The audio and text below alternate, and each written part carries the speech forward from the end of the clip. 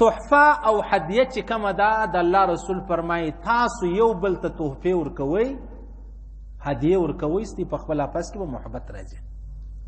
پیغمبر علیه الصلاة والسلام فرمایي تاسو یو بل ته تحفې ورکوئ، ستاسو د زړو چې کوم رنجش دی، ستاسو د زړو چې کوم هغه پریشانی د یو بل په باره کې کومې ګیلې دي، د الله رسول فرمایي هغه باسي، هغه لرې کوي.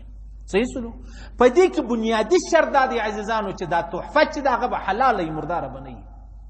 تو دفتر لورلې، نادرا دفتر لورلې، پاسپورت دفتر لورلې، سکرټریټ لورلې، البته ستا کار دی په چا باندې دستخط کوي، نو بیا تا ورته ویل چې یاره ما تعالی تحفه راوړې ده، دا تحفه نه ده، دا رشوت دی. صحیح سلو. پیغمبر علیه الصلاة والسلام یې صحابي استولی و عاملو زکاتونه ټولول.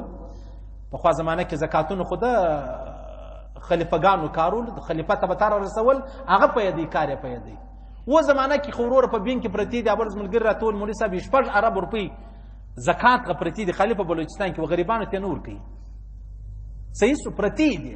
اوبه بیا چې د دې کله په کار سولې 2 کاله بعد د پیسې یریږي، بیا راوخ خپل کارو یې خرڅوي.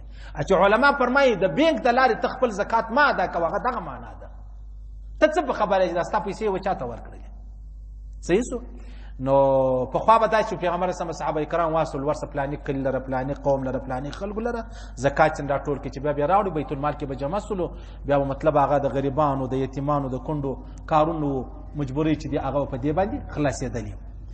نو دی تللی و د هغې خوا چې رالی د ځانه سره یې شی راخستی و. پیغمبر سم پوښتنه وکول دا ول یا رسول الله دا ماته چا په تحفه کې راکړه.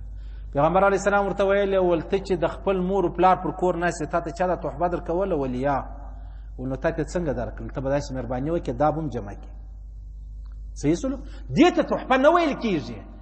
د الله رسول فرمایي عجبه نولده خبره ده. حدیث شریف ابو داود شریف که ترمذي شریف حدیث.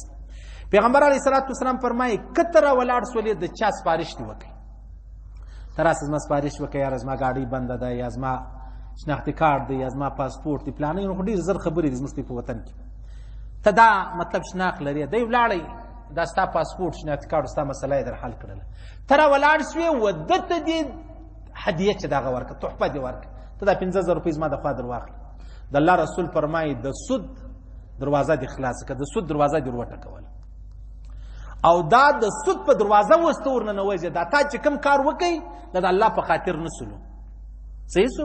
نو اوس ته راولاړ شو، تا ته چې کوم پر هغه سپارښت باندې شی میلاو سو، هغه تحفه او هدیه نه ده، هغه رشوت دی، او رشوت حرام دی. الله رسول فرمایي څوک رشوت ورکوي پر هغه دې لعنت دی، چې کوم څوک رشوت خوري پر هغه دې لعنت دی، چې په مابینځ کې کوم دلال ګرځي پر هغه دې لعنت دی. الله رسول فرمایي یو خو به یو سړی وایي یاره مولوي صاحب پیسې والا دی، پولیس والا دی، ورور موږ مجبور یو نه مې پرېږدي، زموږ خپل حق دی. بالکل مجبور یې کړلې، ور یې کړه، په دا نیت یې ورکړه چې دا حرام کار دی، الله دې ماته معافي وکړي، استغفار ووایه، دی مشهور دی یو کار سره پرېږده، و ده ته خو وچ کلک حرام دی، ته د مجبورۍ په خاطر دا کار چې دی هغه کوي. صحیح سلو. الله رسول فرمایي تا چې د چا سپارښت وکړي او هغه بیا راولاړ شو، تا ته تحفه درکړې، ته تحفه بولې، هغه تحفه نه ده، هغه رشوت دی. دا د سود دروازه ده چې ته خلاصوي، د سود دروازه دې وټکه. که غواړئ ځان د مهمو اسلامي معلوماتو څخه خبر کړئ، د الحاج مولوي نورالدین اغا په نوم فیسبوک پاڼه خوښه او له نورو سره یې شریکه کړئ.